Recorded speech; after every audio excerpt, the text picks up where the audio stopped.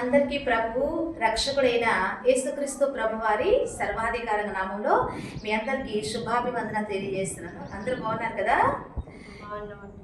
ఈ రోజున ప్రత్యేకమైన దినంగా కనపడుతుంది. ఈ రోజున ఆదివారం. ఏంటది? పామ్ సండే కదా కదా పామ్ సండే. ఈరోజు ప్రపంచవ్యాప్తంగా ఎక్కడైతే క్రైస్తవులు ఉన్నారో వాళ్ళందరూ కూడా ఈరోజు ప్రత్యేక క్రీస్తుని ఆరాధిస్తున్నట్టుగా మనం చూస్తున్నాం కదా. ఈ రోజున పామ్ సండే, ఈరోజు మనము కూడా క్రీస్తుని ఆరాధించడానికి ఈ రోజున మనం కూడా సంఘంగా ఇక్కడ కూడుకొని ఉన్నాము. అయితే కొంతమంది ఏమంటున్నారంటే కనుక ఇలా మరి ఆచారబద్ధంగా ఇలా చేయడం అవసరమా అని కొంతమంది అంటున్నారు కదా. అయితే ఒక్కసారి దీని గురించి ఆలోచిస్తే నిర్గమకాండంలో దేవుడు ఇజ్రాయేల్ ప్రజలతో మోషే గారి ద్వారా ఏమన్నారని చూస్తే కనుక ఒకసారి నిర్గమకాండము 12వ అధ్యాయము ఒకసారి 25వ వచనం చూస్తే కనుక 24 నుంచి చదివితే, కాబట్టి మీరు నిరంతరము మీకును మీ కుమారులకును దీనిని కట్టడిగా ఆచరింపవలను. యెహోవా తాను సెలవిచ్చినట్లు మీకిచ్చుచున్న దేశమందు మీరు ప్రవేశించిన తర్వాత మీరు దీన్ని ఆచరింపవలను. మరియు మీ కుమారులు మీరు ఆచరించు ఈ ఆచారం ఏమిటి అని మిమ్మల్ని అడుగునప్పుడు మీరు ఇది యెహోవాకు పస్కా బలి, ఆయన ఐగుప్తీయులను హతము చేయించు మన ఇండ్లను కాచినప్పుడు ఆయన ఐగుప్తులో ఉన్న ఇజ్రాయేలీయుల ఇండ్లను విడిచిపెట్టెను అనవలెనని చెప్పెను. అప్పుడు ప్రజలు తలలు వచ్చి నమస్కారము చేసిరి. అప్పుడు ఇజ్రాయేలు వెళ్ళి అలాగూ చేసేది అని ఉందండి. అంటే ఇక్కడ ఈ విషయం మనం ఆలోచిస్తే కనుక అప్పుడు ఐగుప్తుల నుండి ప్రజలను మరి దేవుడు మోషే గారితో విడిపిస్తున్న టైంలో ఆయన ఏమంటారంటే కనుక మీరు నేను చెప్పినట్టుగా పస్కా బలి మీరు ఆచరించాలి. మీరు నేను చూపించే దేశానికి వెళ్ళిన తర్వాత కూడా మీరు ఈ ఆచారం చెయ్యాలి ఈ విధంగా అని చెప్పినప్పుడు ఎందుకు అలా చెయ్యాలి అని దేవుడు చెప్తున్నారంటే కనుక ఇది నేను ఇప్పుడు చేశాను, ఇప్పుడు మీతో ఇలా చెయ్యకపోతే రేపొద్దున నెక్స్ట్ జనరేషన్ వస్తుంది అంతే కదా, తరతరాలు మారుతూ ఉంటాయి కదా. ఆ జనరేషన్స్ ఏంటంటే ఆయన చేసిన పని మర్చిపోయే అవకాశం ఉంటుంది వచ్చే తరాల వాళ్ళు. అందుకని మీరు ఇది చేస్తూ ఉంటే వచ్చే తరము కూడా ఈ యొక్క పండగ యొక్క మరి కారణం ఏంటి, పస్కా బలి చేయడానికి కారణం ఏంటి అని తెలుసుకొని నన్ను ఆరాధిస్తారు అని ఆ కారణంతో ఆయన చేయమని చెప్పారండి. అయితే అప్పుడు ఆయన చెప్పిన మాటలు అవి ఆచారబద్ధంగా అప్పుడు చెప్పారు కానీ ఇప్పుడు పస్కాగా యేసుక్రీస్తు ప్రభు వారు బలయ్యారు కదండి, ఇంకా చేయవసరం లేదు కదా అంటే నిజమేనండి, చేయాల్సిన అవసరం లేదు. ఎందుకంటే పండగలు, విశ్రాంతి దినములు, అమావాస్యలు ఇవన్నీ దేవుడు ఆఫ్ చేస్తానని చెప్పాడు, అలాగే ఆఫ్ చేశాడు. కానీ యేసుక్రీస్తు ప్రభు వారు వచ్చి ఏమన్నాడు తెలుసా అండి, ఆయన సిలువకు వెళ్లే ముందు ఏమనంటే నన్ను జ్ఞాపకము చేసుకునే నిమిత్తము ఇదిగో ఈ యొక్క నా శరీరము నా రొట్టె ఈ విధంగా చెయ్యండి అని చెప్పాడా లేదా? ఇప్పుడు ఆ కార్యక్రమం మనం చేస్తున్నామంటే ఆయన సిలువలో చేసిన మనం జ్ఞాపకం చేసుకున్నామా లేదా? అలాగే ఈ రోజున ఈ మంటల ఆదివారము అనగా అసలు ఎందుకు ఇది చేస్తున్నాము అనేది ఆయన సిలువలో పెట్టిన ప్రాణము, సిలువకు ప్రాణం పెట్టడానికి వెళ్ళబోయే ముందే కదా ఆయన మరి ఈ విధంగా పామ్ సండేగా మనం చేసుకుంటున్నాము. కాబట్టి ఇది ఎంతటితో చేయకుండా ఆపేస్తే ఆయన సిలువలో వేయబడిన దినాలు కూడా మనం మర్చిపోయే అవకాశం ఉంటుందా లేదా? అందుకు అవి జ్ఞాపకం చేసుకోవడానికి మనము ఇవి చేసుకుంటా వెళ్ళాలి. కాబట్టి ఇది చెయ్యాలి, చేస్తేనే క్రీస్తుని మనం జ్ఞాపకం చేసుకుంటున్నాం. ఆయన సిలువలో మన కొరకు ప్రాణం పెట్టడానికి వెళుతున్నాడు అనేది మనం ఈ రోజున ప్రత్యేకంగా మనము జ్ఞాపకం చేసుకొని ఆయన్ని హృదయపూర్వకంగా పూర్ణాత్మతో, పూర్ణ మనస్సుతో, పూర్ణ బలముతో మనం అందరం కలిసి ఆయన్ని ఆరాధిస్తున్నాం కదా. అయితే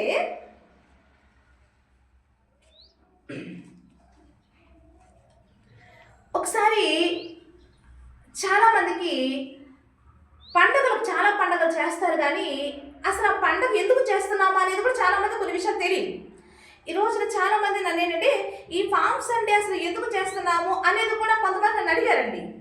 ఈ రోజు చూడండి బయట పిల్లలు చక్కగా మంటలు పట్టుకొని ఈ రోజున ప్రతి చర్చిలో కూడా అదొక సెలబ్రేషన్ లాగా మంటలు పట్టుకొని ఆ గల్లీలు తిరుగుతూ చూస్తున్నామా లేదా? ఈరోజు మా చుట్టూ ఎన్నో చర్చిల్లో మనం చూస్తున్నామా లేదా? చేస్తున్నారండి.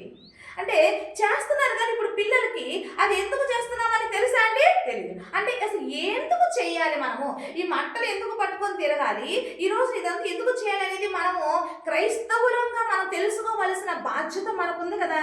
కాబట్టి ఆ సంగతిని మనము తెలుసుకోవడానికి దేవుని ఆత్మ సహాయంతో మనము ముందుకు వెళదామండి.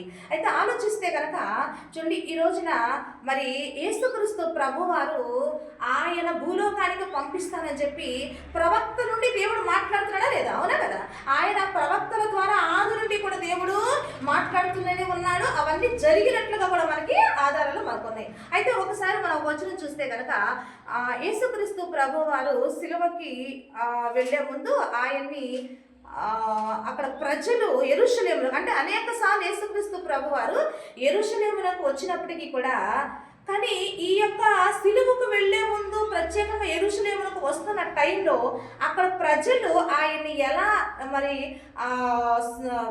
సన్మానించారో మనం ఒకసారి చూస్తే కనుక మత్తయి గారు రాసిన సువార్త 21వ అధ్యాయము ఒకసారి 1 నుంచి చూస్తే కనుక, తర్వాత యెరూషలేమునకు సమీపించి ఒలివ చెట్ల కొండ దగ్గర ఉన్న బేత్పేగకు వచ్చినప్పుడు యేసు తన శిష్యుల ఇద్దరిని చూచి, మీ ఎదుటనున్న గ్రామమునకు వెళ్ళుడి, వెళ్ళగానే కట్టబడి ఉన్న ఒక గాడిదయు దానితోనున్న ఒక గాడిద పిల్లయు మీకు కనబడును, వాటిని విప్పి నా యొద్దకు తోలుకొని రండి, ఎవడైనా మీతో ఏమైనను అనినలా అవి ప్రభువునకు కావలసి ఉన్నవని చెప్పండి.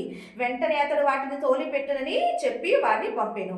ప్రవక్తలకు వలన చెప్పబడి నెరవేరనట్లు ఇది జరిగేను. అదేమనగా, ఇదిగో నీ రాజు సాత్వికుడు ఈ గాడిదను భారవాహక పశుపిల్లనైన చిన్న గాడిదను ఎక్కి నీ యొద్దకు వచ్చుచున్నాడని సియోను కుమారితో చెప్పుడి అనున్నది ప్రవక్తల ద్వారా ఆది నుండి కూడా దేవుడు మాట్లాడుతున్న మాటని ఇక్కడ మరలా మత్తయి గారు రిపీట్ చేసి దేవుడు తెలియజేస్తారన్నమాట. అప్పుడు ఏం జరిగిందని చూస్తే కనుక, శిష్యులు వెళ్ళి యేసు తమకు ఆజ్ఞాపించిన ప్రకారము చేసి ఆ గాడిదను దాని పిల్లను తోలుకొని వచ్చి వాటి మీద తమ బట్టలు వేయగా ఆయన బట్టల మీద కూర్చుండెను.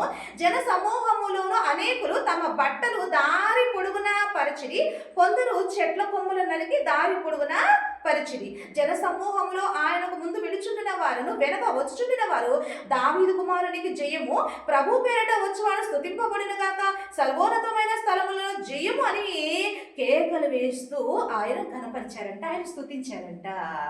అంటే ఈయనకు ప్రత్యేకంగా ఈయన్ని స్తుతిస్తున్నారు. ఈయన వస్తుంటే యేసుక్రీస్తు ప్రభువారు యెరూషలేమునకు వస్తుంటే ఆయన శిష్యులకు ఏం ఆజ్ఞాపించాడంటే, మీరు గాడిద దొరకరండి అన్నాడు. ఆ గాడిద మీద ఆయన కూర్చున్నాడండి. ఆ గాడిద మీద కూర్చొని వెళ్తుంటే అక్కడున్న ప్రజలందరూ ఏం చేశారంటే కనుక, ఆయన నడుస్తుంటే కింద బట్టలు పరిచారంట, చెట్ల కొమ్మలు నరికి ఆ చెట్ల కొమ్మల్ని ఆయన పట్టుకుని ఆయన స్తుతించారంట, ఆయన కనపరిచారంట. ఏమని? దావీదు కుమారునికి జయము అని చెప్పి, సర్వోన్నతమైన స్థలములలో ఆయన స్తుతింపబడిన గాక అని చెప్పి ఆయన ఆ విధంగా స్తుతిస్తున్నారండి. ఒకసారి మనం ఆలోచిద్దాము. అంటే ఇక్కడ ఆయన వస్తుంటే అసలు గాడిదను ఎందుకు తోలుకు రమ్మన్నాడు ఆయన? అదేవిధంగా ఆయన వస్తుంటే ఆయనకు బట్టలు ఎందుకు పరిచారు ఆయనకి? అదేవిధంగా ఆయన చెట్ల కొమ్మలు నరికి ఎందుకు ఆ విధంగా ఆయన్ని స్తుతించారు అనేది చూస్తే, వీటికి కారణం లేకుండా ఇవన్నీ చేశారంటారా? ఒకసారి ఆలోచిద్దామండి. ఏ కారణం లేకుండా చేశారంటారా? కారణం ఉంది. అప్పుడు యూదులందరూ కూడా ఒక విషయపరంగా ఎదురు చూస్తున్నారు. ఏంటి అంటే కనుక చూడండి, లూకాసు వార్తలో వాళ్ళు ఎదురు చూసేది ఏంటంటే కనుక, లూకాసు వార్తలో 1వ అధ్యాయంలో మరియమ్మ గారి దగ్గరికి దూత వచ్చింది కదండి, అవునా కదా. మరియమ్మ గారి దగ్గర దూత వచ్చి ఏం చెప్తుందంటే కనుక, మరియమ్మ గారితో ఏం చెప్తుందంటే 1వ అధ్యాయము 22వ వచనం చూస్తే కనుక, ఆయన గొప్పవాడై సర్వోన్నతుని కుమారుడు అనబడును, ప్రభువైన దేవుడు ఆయన తండ్రి అయిన దావీదు సింహాసనమును ఆయనకిచ్చును, ఆయన యాకోబు వంశస్థులను యుగయుగములు ఏలును, ఆయన రాజ్యం అంతము లేనిదై ఉండునని ఆమెతో చెప్పిను అని దూత మరి ఒక సమాచారం చెప్తుంది. ఏంటి అంటే కనుక, దావీదు సింహాసనమును ఆయనకిస్తాడు. దావీదు సింహాసనం ఏంటి? ఒకసారి మనం ఆలోచిద్దామండి. అసలు దావీదు ఎవరని చూస్తే కనుక, దేవుని యొక్క భక్తుడు. దావీదు గారి గురించి మనందరూ ఈ బైబిల్ గురించి తెలిసిన వాళ్ళు, దావీదు తెలియని మనుషులు ఉన్నారండి? లేదు.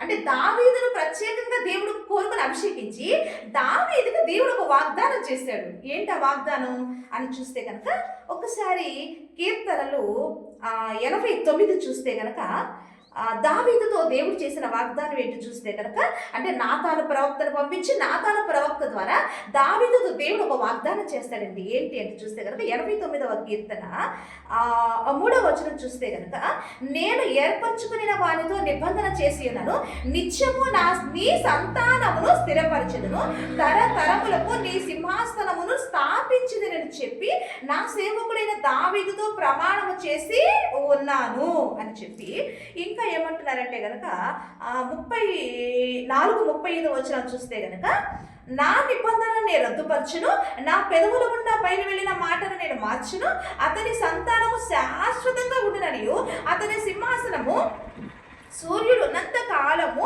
నా సన్నిధిన ఉండునని, చంద్రుడున్నంత కాలం అది నిలుచునని, మెంటునున్న సాక్షి నమ్మకముగా ఉన్నట్లు అది స్థిరపరచకూడనని నా పరిశుద్ధతతోడని నేను ప్రమాణం చేసి తిని, దావీదుతో నేను అబద్ధమాడను అన్నాడండి.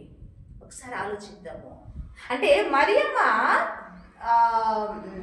దూత మరియమ్మ దగ్గరికి వెళ్ళి, దావీదు సింహాసనం నీకు పుట్టబోయే కుమారుడికి దేవుడు ఇస్తాడు, ఆయన యాకోబు వంశస్థులు యుగములు ఏతాడు, ఆయన రాజ్యం అంతా నిందే ఉంది అని చెప్పిందండి. అంటే వీళ్ళందరూ, అంటే యూదులందరూ ఎదురు చూస్తున్నారు. ఎవరి కోసం ఎదురు చూస్తున్నారు అంటే కనుక, ఇదిగో ఈ వాగ్దానం కొరకు దావీదుతో దేవుడు ఒక వాగ్దానం చేశాడు. ఏమనంటే కనుక, నీ సంతానాన్ని నేను ఎప్పుడు స్థిరంగా ఉంచుతాను, ఎల్లప్పుడూ కూడా నేను మిమ్మల్ని రాజుగా పరిపాలన చేసే విధంగా నేను ఎప్పుడు మీతో ఉంటాను, నీ సంతానాన్నే నా ప్రజల మీద రాజుగా నేను ఉంచుతానని చెప్పి దావీదు గారితో దేవుడు చేసిన ఆ నిబంధన యూదులు ఎప్పుడు అంటే యేసుక్రీస్తు ప్రభు వారు వచ్చేంత వరకు కూడా యూదులు ఆ రాజు వరకు ఎదురు చూస్తూనే ఉన్నారు అనేది సత్యం అండి. అందుకే యేసుక్రీస్తు ప్రభు వారు వస్తున్నప్పుడు మరియమ్మ గారికి చేసిన వాగ్దానం ఉందిగా, దూత వచ్చి చెప్పింది కదా, నీ కుమారుడే యాకోబు వంశస్థులు వెళ్తాడని చెప్పి. అందుకు యేసుక్రీస్తు ప్రభు వారు వస్తుంటే ప్రవక్తలందరూ చెప్పిన ఆయన ఈయనే దేవుని కుమారుడు, దేవుడు పంపించిన కుమారుడు అని చెప్పి ఆయన వస్తుంటే, అందుకే రాజుగా ఆయన అంగీకరించి రాజు చేయడానికి వాళ్ళందరూ కూడా ఏం చేశారంటే కనుక, ఆయన్ని ఆ విధంగా గాడిదని తీసుకొచ్చి ఆయన వస్తుంటే, గాడిద మీద ఎక్కి వస్తుంటే వాళ్ళందరూ చూసి ఏమనేసా, గాడిద మీద ఎక్కి వచ్చేది రాజు. ఎందుకంటే పాత నిబంధనలో ఒక రాజుని పట్టాభిషేకం చేయాలంటే కొన్ని రూల్స్ ఉన్నాయి. చూడండి, ఇప్పుడు కూడా మనకి ఎలక్షన్స్ జరిగినప్పుడు మన మంత్రులు కానీ, మన ఎమ్మెల్యేలు కానీ వీళ్ళందరూ ఉన్నారండి, అవునా, సీఎం కానీ, వీళ్ళు గెలిచిన తర్వాత అక్కడ ప్రమాణం చేస్తారా లేదా, అవునా, ప్రమాణం చేస్తే అక్కడ నిలబడి ప్రమాణం చేస్తారంటే ఈ జనరేషన్లో ఈ విధంగా. పాత రోజుల్లో ఒక రాజుగా పట్టాభిషేకం ఒక రాజుగా చేయాలంటే కనుక ఆ రోజుల్లో అక్కడ ఉన్న కల్చర్ ప్రకారం ఏం చేసేవాళ్ళని చూస్తే కనుక, ఒకసారి రాజుల గ్రంథము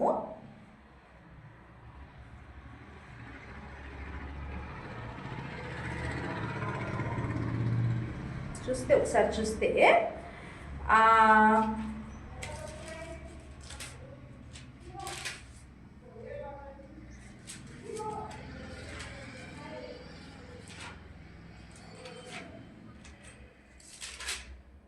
మొదటి రాజుల గ్రంథము ఇది 1వ అధ్యాయము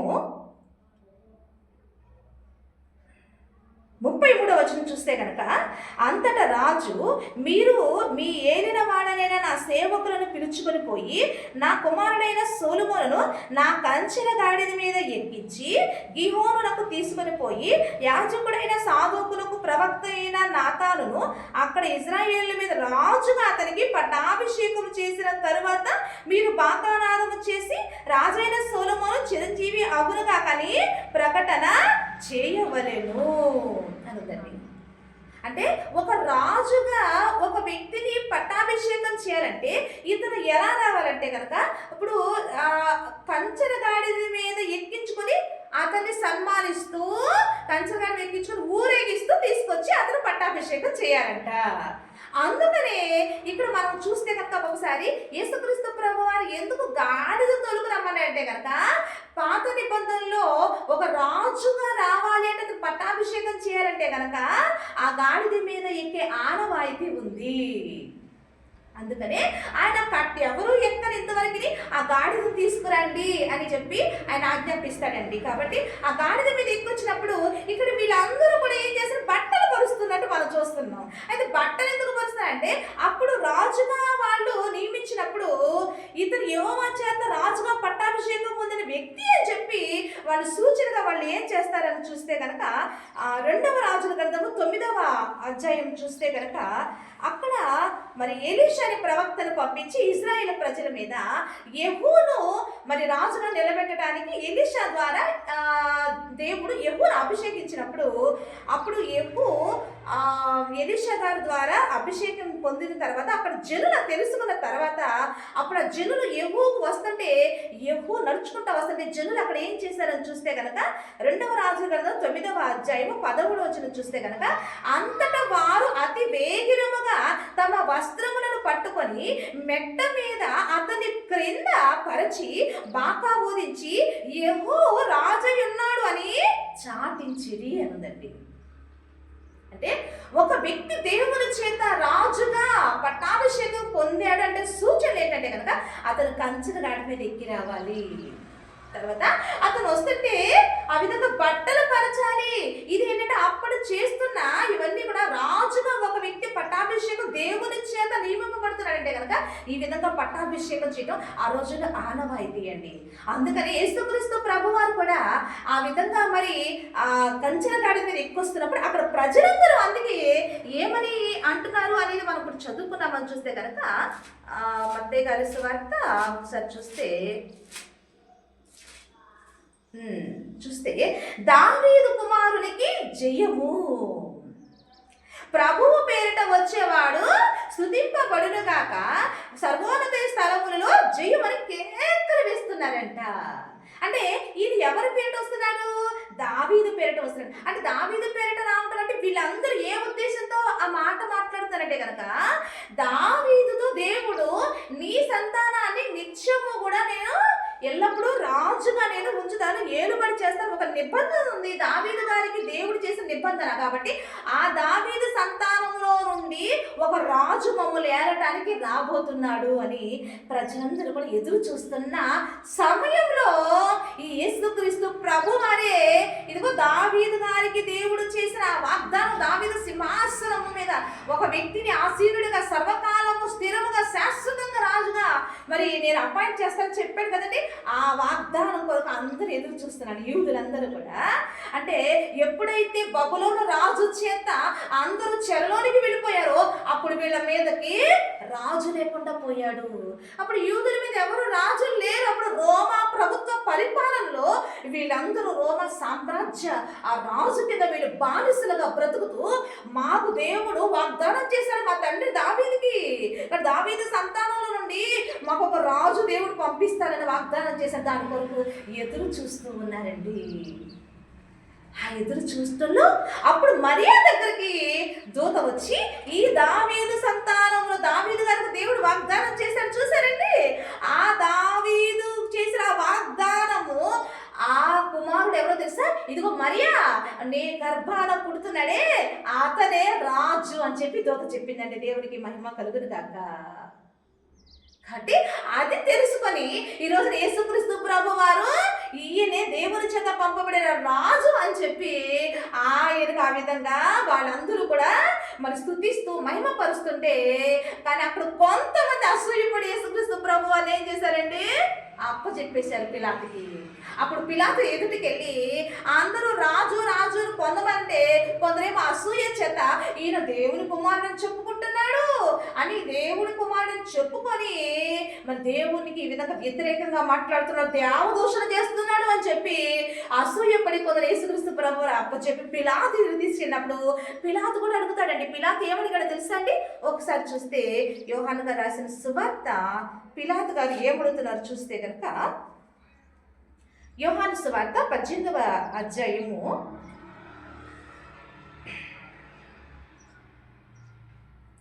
ఒకసారి 35వ వచనం చూస్తే కనుక అందుకు పిలాతు నేను యూదుడనా ఏమి నీ స్వజనమును ప్రధాన యాజకులు సేవకులను నిన్ను నాకు అప్పగించితివి కదా, నీవేమి చేసితివి అని అడగగా యేసు, నా రాజ్యము ఈ లోక సంబంధమైనది కాదు. నా రాజ్యము ఈ లోక సంబంధమైనదైతే నేను యూదులకు అప్పగింపబడకుండానట్లు నా సేవకులు పోరాడుదురు, కానీ నా రాజ్యము ఇహ సంబంధమైనది కాదు అని. అందుకు పిలాతు అంటున్నాడు, నీవు రాజువా అని అడుగగా యేసు, నీవన్నట్టు నేను రాజునే అన్నాడండి. అంటే కానీ యేసుక్రీస్తు ప్రభువాన్ని రాజుగా పంపించడానికి, కానీ ఆ యేసుక్రీస్తు ప్రభువాన్ని పిలాతు నువ్వు రాజువా అని అడుగుతుంటే ఆయన, అవును నేను రాజును. అయితే నా రాజ్యము మీరందరూ అనుకున్నట్టుగా ఈ లోక సంబంధమైనది కాదు అన్నాడండి ఆయన. కానీ అక్కడ ప్రజలు, అక్కడ యూదులందరూ ఏమనుకుంటున్నారంటే కనుక యేసుక్రీస్తు ప్రభువారు వస్తాడు. దావీదు ఎలా పరిపాలన చేశాడు, సొలొమోను ఎలా పరిపాలన చేశాడు, ఇక మిగిలిన రాజులందరూ కూడా వీళ్ళని ఎలా పరిపాలన చేశాడు, అలాగే ఈ రాజు కూడా వచ్చి మమ్మల్ని పరిపాలన చేస్తాడు అనే ఆలోచనతో వీళ్ళు ఉన్నారు. కానీ యేసుక్రీస్తు ప్రభువారు ఏమన్నారంటే కనుక నా రాజ్యము ఇహ సంబంధమైనది కాదు అన్నాడండి. మరి ఈయన రాజు ఎలా అవుతాడు అంటే యేసుక్రీస్తు ప్రభువారు చెప్పిన మాటల ఆంతర్యం ఏమై ఉంటుంది అనేది ఒకసారి మనం ఆలోచిస్తే, అవునండి, అందుకే యేసుక్రీస్తు ప్రభువారండి ఆయన సువార్త చేశారు. భూమి మీద చేశారా లేదండి? అప్పుడు సువార్త చేసినప్పుడు ఆయన ఏ విధంగా సువార్త చేశారండి? పరలోక రాజ్యము సమీపించి ఉన్నది, అందరూ మారు మనస్సు పొందండి అని సువార్త చేశారా లేదండి? అంటే పరలోక రాజ్యము సమీపించి ఉంది అంటే యేసుక్రీస్తు ప్రభువారు స్థాపించే రాజ్యం ఏంటి అంటే భూమి మీద పరలోక రాజ్యం అంట. దేవుని మహిమ కలుగును గాక. అంటే ఈ లోక సంబంధమైన రాజ్యం కాదు ఆయన స్థాపించేది, పరలోక సంబంధమైన రాజ్యము ఈ భూమి మీద ఆయన స్థాపించడానికి వచ్చాడంట అని ఆది నుండి ప్రవక్తల ద్వారా మాట్లాడుతున్నది దేవుడు ఏంటో తెలుసా? ఈ భూమి మీద పరలోక రాజ్యం దేవుడు స్థాపించాడు. ఇది సత్యం. ఈ రోజున క్రైస్తవులు అంటే ఎవరో తెలుసా అండి? దేవుని రాజ్య సంబంధులు. దేవుడు భూలోకంలో దేవుని చేత స్థాపించబడిన రాజ్యములో ఉన్న రాజ్య సంబంధులే క్రైస్తవులమైన మనము అని సత్యాన్ని మనం తెలుసుకోవాలండి. అయితే ఈ రాజ్యం ఎప్పుడు అంటే ఈ రాజ్యం ఎప్పుడు స్థాపించబడింది అని చూస్తే కనుక ఆ రాజ్యం స్థాపించడానికి ఈ రోజు యేసుక్రీస్తు ప్రభువారు ఇదిగో ఈ ఫార్మ్స్ అన్ని ఏంటో తెలుసా అండి? ఆ రాజ్య స్థాపన చేయడానికి తండ్రి దావీదుతో చేసిన ఆ యొక్క వాగ్దానం నెరవేర్చడానికి ఈ రోజున యేసుక్రీస్తు ప్రభువారు ఇదిగో ఆ సిలువ యెరూషలేముకి వెళుతున్నాడండి. ఎందుకు? సిలువ వేయబడటానికి. ఆయన సిలువ వేస్తే ఆయన సిలువ వేయబడిన తర్వాతనే వచ్చేదే పరలోక రాజ్యం అనేది సత్యం. చూడండి, మనం ఒకసారి సంగతి ఆలోచిస్తే ఈ రోజున ఒక రాజ్యం కట్టబడాలంటే జనరల్గా ఏం చేస్తారండి? యుద్ధాలు చేసి ఆ రాజుని చంపేసి ఆ రాజ్య సైన్యాన్ని చంపేసి వీళ్ళు గెలిచి వీళ్ళు రాజ్య స్థాపన చేస్తారు, అవునా కదా? కానీ ఇక్కడ రివర్స్ అయింది. ఏమైందంటే కదా, ఇక్కడ యేసుక్రీస్తు ప్రభువారు చేసే ఎదుటి వాళ్ళని చంపలేదండి. ఎదుటి రాజుని ఎవరిని చంపలా, ఏ రోజుని చంపలేదు, ఏ రాజుని చంపలేదు. కానీ ఆయనే ప్రాణం పెట్టి రాజ్యాన్ని స్థాపించాడండి. ఆయన తన రక్తాన్ని కార్చి తాను ప్రాణం పెట్టి ఈ రోజున పరలోక రాజ్యాన్ని భూమి స్థాపించాడండి. దేవుని మహిమ కలుగును గాక. కాబట్టి ఆ రాజ్యంలోనే ఈ రోజున మనం అందరం కూడా ఉన్నాం. ఆ రాజ్యాన్ని స్థాపించడానికి ఈ రోజున ఇదిగో ఈ ఫార్మ్స్ అంటే ఏంటంటే ఆ రాజ్యాన్ని స్థాపించడానికి ఆయన యెరూషలేముకి వెళుతున్న దినం ఇది. కాబట్టి ఈ ఫార్మ్స్ అంటే ఎందుకు మనం జరిగించుకోవాలంటే కనుక ఇదిగో ఆయన మన కొరకు రాజ్యాన్ని స్థాపించడానికి ఆయన వెళుతున్న సమయం అని మనం జ్ఞాపకం చేసుకుంటూ ఆయన మనం స్తుతిస్తున్నామండి. దేవుని మహిమ కలుగును గాక. అట్లా ఆలోచిద్దామండి. అంటే ఈ సంగతి క్రైస్తవులు మనకు అర్థం కావాలి. పాప్స్ అంటే మనం చేసుకున్న ఈ ఆచారం ఏంటి, ఇది ఎందుకు మనం జ్ఞాపకం చేసుకోవాలి ఏంటి అంటే కనుక ఇదిగో ఆయన మన కొరకు రాజ్యాన్ని స్థాపించడానికి ఆయన యెరూషలేముకు వెళుతున్న సమయమే ఈ సమయం అని మనము ఆయన జ్ఞాపకం చేసుకుంటున్నామండి. అంటే ఆయన వెళ్ళి ఆయన యెరూషలేముకి వెళ్ళిన తర్వాత మనందరికీ తెలిసి ఏమైందో పిలాతు చేతికి ఆయన అప్పగించబడ్డాడు. ఆ తర్వాత ఆయన ప్రాణం పెట్టాడు సిలువలో. ఆ ప్రాణం పెట్టిన తర్వాత ఆయన రాజ్యాన్ని స్థాపించాడా లేదా? స్థాపించాడండి. ఎప్పుడు స్థాపించబడిందో తెలుసా అండి? అపోస్తల కార్యములు 2వ అధ్యాయంలో అక్కడే మొట్టమొదటి సంఘం స్థాపించబడింది. అవునా కదండి? అవునా? పరిశుద్ధాత్ముడు అపోస్తల 2వ అధ్యాయంలో ఆయన పరలోకం నుండి దిగి రావటము, పేతురు ప్రసంగం చేయటము, పేతురు ప్రసంగం చేసిన తర్వాత 3000 మందితో మొట్టమొదటిగా క్రీస్తు రాజ్యం కట్టబడింది. ఆ తర్వాత 5000 మంది. ఆ తర్వాత ఇప్పుడు బహు విస్తారంగా ప్రపంచవ్యాప్తంగా క్రీస్తు సామ్రాజ్యం అనేది ఉన్నది. ఆ సామ్రాజ్యంలో ఈ రోజు మనం అందరము మెంబర్స్గా ఉన్నాము. అంటే పరలోక రాజ్య సమ్మతులుగా మనం ఈ రోజున ఉన్నాం. ఎంత గొప్ప భాగ్యం అండి ఇది! లోకంలో లేని వారికి ఈ రోజున మనకు ఇచ్చాడండి దేవుడు. మన భాగ్యవంతులమా కాదండి? ఈ రోజున పార్లమెంట్లో మనకు మెంబర్షిప్ లేదని బాధపడి మాకండి. దేవుడు మనకి భూమి పరలోకంలో మెంబర్షిప్ దేవుడు మనకి ఇచ్చాడండి. ఎవరే కదా? ఆయన సంఘంలోకి వచ్చావంటే నువ్వు ఎక్కడికి వచ్చావో తెలుసా అండి? ఆయన దేవుని స్థాపించిన రాజ్యంలోకి వచ్చావు. ఈ రాజ్యంలో రాజుని ఎవరు పరిపాలన చేస్తున్నారండి? ఎవరు పరిపాలన చేస్తున్నారండి? క్రీస్తు రాజుగా పరిపాలన చేస్తున్నాడు. క్రీస్తు న్యాయాధిపతిగా, రాజుగా, ప్రభువుగా, రాజులకు రాజు, ప్రభువులకు ప్రభువుగా ఆయన సింహాసనం వేసుకొని ఆయన కూర్చొని సంఘంలో ఆయన పరిపాలన చేస్తున్నాడు. ఆయన రాజ్యం పరిపాలన రోజున మనం అందరము ఇదిగో జీవించుచున్నాము. కాబట్టి ఈ సత్యం మనం తెలుసుకుందామండి. కాబట్టి ఇప్పుడు క్రీస్తు ఎవరు అంటే కనుక రాజుగా పరిపాలన చేస్తున్న రాజులకు, ఈ భూమి మీద అధికారులు అన్నబడిన వారికి, నాయకులు, రాజులు అన్నబడిన అందరికీ కూడా రాజు ఆయన. అందుకే రాజులకు రాజు, ప్రభువులకు ప్రభువు, యేసుక్రీస్తు ప్రభువు, అందరికీ ప్రభువు. ఆ సత్యాన్ని తెలుసుకుని ఈ రోజున ఇదిగో ధైర్యంగా మనము సువార్త ప్రకటిస్తూ ఈ సత్యాన్ని లోకానికి మనము తెలియజేస్తున్నామండి. తెలుసుకుందాం. కాబట్టి ఈ రోజున ఇది చేసుకోవటం మంచిదే, ఆయన జ్ఞాపకం చేసుకోవటం మంచిదే. ఇది అంటే ఈ రోజున ఆయన సిలువలో రాజ్య స్థాపన కొరకు యెరూషలేముకి వెళుతున్నాడనే ఈ సంగతి ఈ రోజున ఊరంతా చెప్పడానికి, సువార్త ద్వారా తెలియజేయడానికి ఇది మనకు ఒక మంచి అవకాశం, దేవుడిచ్చిన అవకాశం. అనేకులకు ఆయన గురించిన సంగతులు చెప్పడానికి ఇది దేవుడు మనకి ఇచ్చిన అవకాశం. కాబట్టి చెప్పి దేవుని సంగతులు అనేకులకు, సర్వలోకానికి తెలియజేసి వాళ్ళకు కూడా సత్యాన్ని తెలిసి వారిని కూడా దేవుని రాజ్యంలో మెంబర్స్గా చేద్దామా? దేవుని రాజ్యంలో చేరుద్దామా? కాబట్టి అలా మనమందరం కూడా దేవుని పని చేస్తూ లోకంలో ఉన్న వారందరినీ దేవుని క్రీస్తు రాజ్యంలో చేర్చి క్రీస్తు పరిపాలన వారు వచ్చి ఆ పైన ఆ పరలోక పౌరస్థితిని వారు పొందుకునే విధంగా మనమందరం కూడా క్రీస్తు కొరకు సాక్షులుగా పనిచేయాలని క్రీస్తు సాక్షిగా మీ సహోదరికి మాటలు తెలియజేస్తున్నాను. దేవునికి మహిమ కలుగును గాక. ఆమేన్.